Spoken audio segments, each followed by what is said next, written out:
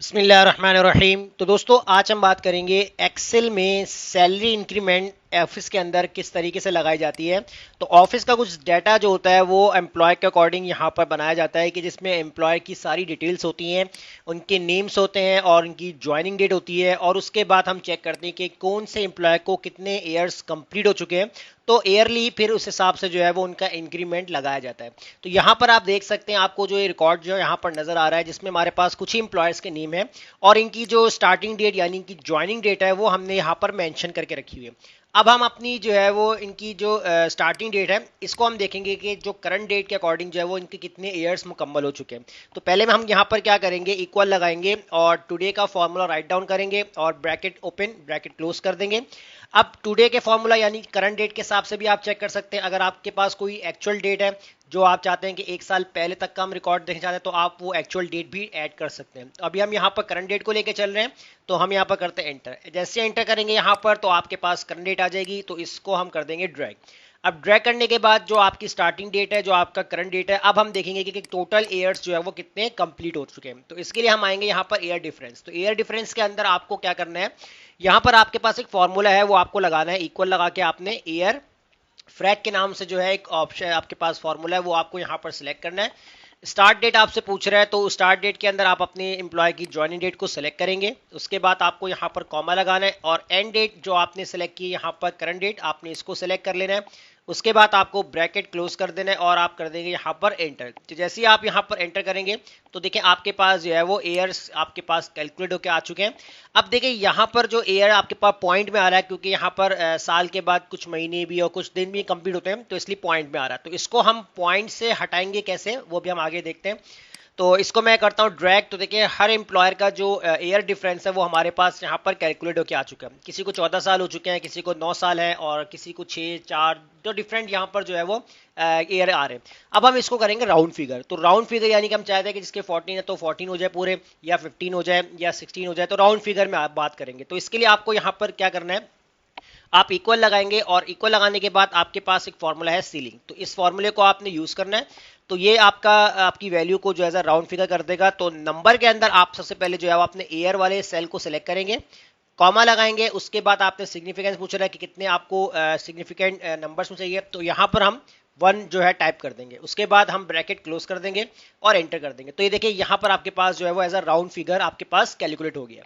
इसको हम कर देंगे ड्रैग। जैसे ड्रैग करेंगे तो देखिए हर एम्प्लॉयज का जो डाटा है वो उसके राउंड फिगर के अकॉर्डिंग जो है यहाँ पर कैलकुलेट होकर हमें मिल चुका है। अब देखेंगे यहाँ पर आपके पास है बेसिक सैलरी। अब देखिए बेसिक सैलरी हर एम्प्लॉय की जो होती है फिक्स होती है, जिसमें देखिए किसी एम्प्लॉय की 15,000 है, 20,000 है, 18,000 है, तो डिफरेंट यहाँ पर बेसिक सैलरीज रिक्वायर्ड है।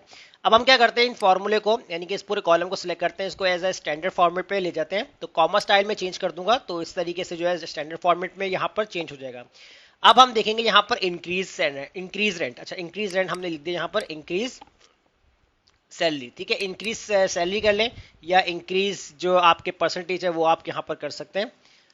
तो इंक्रीज हम सैलरी देख लेते हैं। अब इंक्रीज सैलरी किस हिसाब से यहाँ पर जो है एम्प्लॉय की बढ़ाई जाएगी, तो इसके लिए देखें मैंने यहाँ पर टेबल जो है बना के रखा हुआ है जिसमें आपके पास नंबर ऑफ ईयर्स है, यानी कि किसी एम्प्लॉय को अगर 5 साल हो चुके हैं तो उसका जो है वो ईयरली इंक्रीमेंट 10% रखते हैं, और जिसको 8 साल हो गए तो उसको 12%, जिसको 10 साल हो गए उसको 15%। अब देखिए ये एक सैंपल है, तो आप जो है कम से कम रखना चाहते हैं कि 2 साल तक का रखना चाहते हैं, 2 साल के बाद 3 साल, फिर 5 साल, फिर 6 साल, तो वो आप अपने अकॉर्डिंग बना सकते हैं।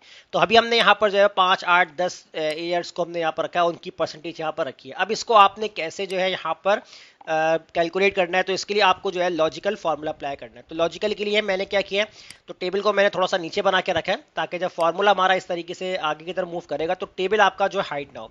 तो मैं यहाँ पर अप्लाई करता हूँ इक्वल कंडीशन फार्मूला लगाता हूँ, और लॉजिकल टेस्ट के अंदर सबसे पहले जो है हम अपनी जो है राउंड ऑफ जो हमारे एयर्स है इसको हम सिलेक्ट करेंगे। अगर आपके पास ये वाला सेल आपका ग्रेटर होता है या बराबर होता है, किस इसके बराबर होगा, तो हम यहाँ पर जो है वो सेलेक्ट कर लेंगे आपके जो है नंबर ऑफ जो एयर्स है इसके। तो इसको आपने F4 से लॉक भी कर देना है। कॉमा लगाएंगे, अगर आपका ये सेल इससे बराबर बड़ा होता है या इसके बराबर होता है तो आपका कितना इंक्रीमेंट आ जाए, तो हम इसी वाले सेल को सिलेक्ट करेंगे, यानी 10% इंक्रीमेंट आ जाए।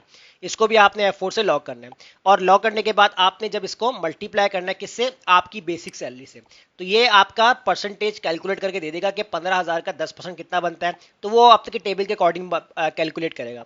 फिर आपने यहाँ पर इक्वल कॉमा लगाना है, और दोबारा से आपने इफ फॉर्मूला टाइप करना है। दोबारा से आपने सेम यही कंडीशन बनानी है कि अगर आपका ये सेल ग्रेटर होता है या बराबर होता है, किस चीज के बराबर होगा, अब हम देंगे सेकंड वाले सेल को, यानी कि जिसपे आपके एयर्स हैं, तो इसको आपने F4 से लॉक करना है, कॉमा लगाना है। तो अगर आपका ये सेल ग्रेटर होता है इस वाले सेल से, तो आपके पास क्या कंडीशन आ जाए, तो आपके पास जो है वो आपका इंक्रीमेंट वाले सेल आ जाए जहां पर आपकी परसेंटेज लिखी हुई है, तो इसको भी आपने F4 से लॉक करना है और मल्टीप्लाई कर देना है जो भी आपकी बेसिक सैलरी होगी।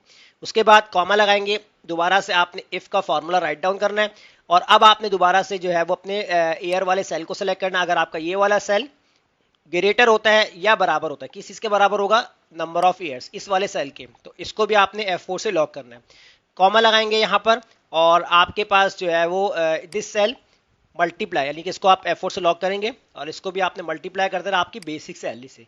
अब देखिए मेरे पास यहाँ पर 3 कंडीशंस थी, तो मैंने यहाँ पर 3 टाइम जो है वो इफ का फॉर्मूला रिपीट किया है। अब जितनी कंडीशंस होंगी आपके पास, 5 होंगी या 6 होंगी या 7 होंगी, तो उतने ही टाइम आपको यहाँ पर कंडीशंस बनानी है। तो एक बार कंडीशन बना लेंगे तो उसके बाद आपको बनाने की जरूरत नहीं पड़ेगी।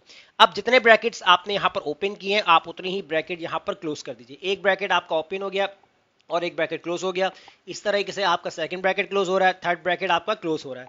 तो ब्रैकेट क्लोज करने की सबसे अच्छी वेरिफिकेशन क्या होती है कि आपके जो यहाँ पर वैल्यूज है, सेल वैल्यूज, ये आपको कलर्स में नजर आते हैं। देखिए पहला कलर्स आपके पास पर्पल था, दूसरा आपके पास रेड है, और फर्स्ट वाला आपके पास ब्लैक है, तो इसका मतलब ये आपका लास्ट ब्रैकेट है। उसके बाद आप काउंट भी कर सकते हैं।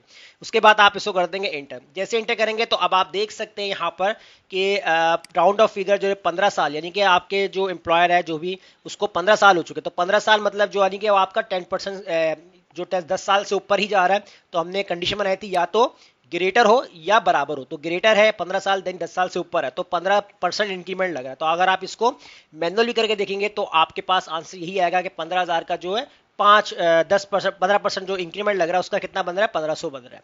तो इस फॉर्मूले को हम करते हैं ड्रैग।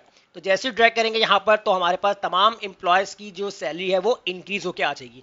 अब ये इंक्रीमेंट आपके पास परसेंट वाइज आया, तो आपको अपने टोटल के अंदर जो है वो अपनी बेसिक सैलरी के अंदर आपका इंक्रीमेंट जो है वो ऐड करना है। तो इसके लिए आपको यहाँ पर इक्वल लगाना है, और जो आपकी बेसिक सैलरी होगी आपने इसको इसके साथ प्लस करना है, और आप कर देंगे जो आपकी इंक्रीज सैलरी आपने इसके साथ इसको ऐड कर देना है। उसके बाद आपने इसको एंटर कर देना है। जैसे एंटर करेंगे यहाँ पर, तो आपके पास जो है वो टोटल अमाउंट आ जाएगी। देखिए पहले आपके पास था 15,000 बेसिक सैलरी, 1500 जब ऐड हो चुके हैं तो कितनी सैलरी बन चुकी है यहाँ पर, 16,500। तो उसके बाद आप जो है इस फॉर्मूले को कर देंगे ड्रैग। तो जैसे ही आप इस फॉर्मूले को ड्रैग करेंगे तो तमाम एम्प्लॉयज की जो सैलरी है फाइनल जो इंक्रीमेंट के साथ है वो आपके पास यहाँ पर कैलकुलेट होके आ जाएगी। तो ऐसे डिफरेंट तरीके से जो होता है एक्सेल ऑफिस के अंदर जो है वो एम्प्लॉय का पूरा डाटा बनाकर जो है उनकी सैलरी को कैलकुलेट किया जाता है, जैसे मैंने आपको आज की क्लास में बताया। उम्मीद करता हूँ आज का टॉपिक जरूर समझ में आ गया होगा। वीडियो अच्छी लगी लाइक कीजिए, फ्रेंड्स में शेयर कीजिए, और हमारे चैनल को सब्सक्राइब करना मत भूलिएगा। मिलते हैं नेक्स्ट वीडियो में। शुक्रिया।